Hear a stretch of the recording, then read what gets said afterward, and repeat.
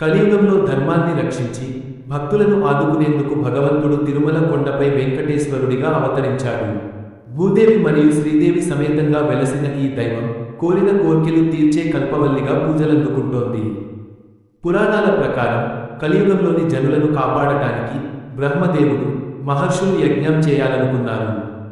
ఈ యజ్ఞానికి ఫలాన్ని ఏ దేవుడికి ఇవ్వాలో నిర్ణయించడానికి భృగు మహర్షిని నియమించారు.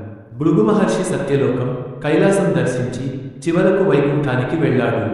అక్కడ శ్రీ మహావిష్ణువు లక్ష్మీదేవితో కలిసి శేషతల్పంపై విశ్రమిస్తున్నాడు. భృగు మహర్షి ఆగ్రహంతో శ్రీ మహావిష్ణువు గుండెపై తన్నాడు.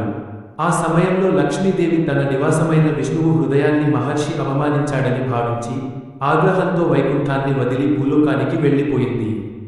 లక్ష్మీదేవి కోసం వెతుకుతూ విష్ణువు కూడా భూలోకానికి వచ్చి తిరుమల కొండపై వెంకటాద్రిగా పిలువబడే ప్రాంతంలో నివసించసాగాడు.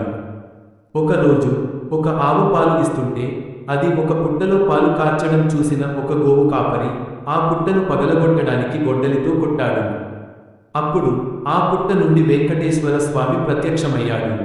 ఆ గొడ్డలి దెబ్బ స్వామి నుదుటపై తగలడం వల్ల నేటికీ స్వామివారి విగ్రహంపై నుదుట గాయం మచ్చ కనిపిస్తుంది.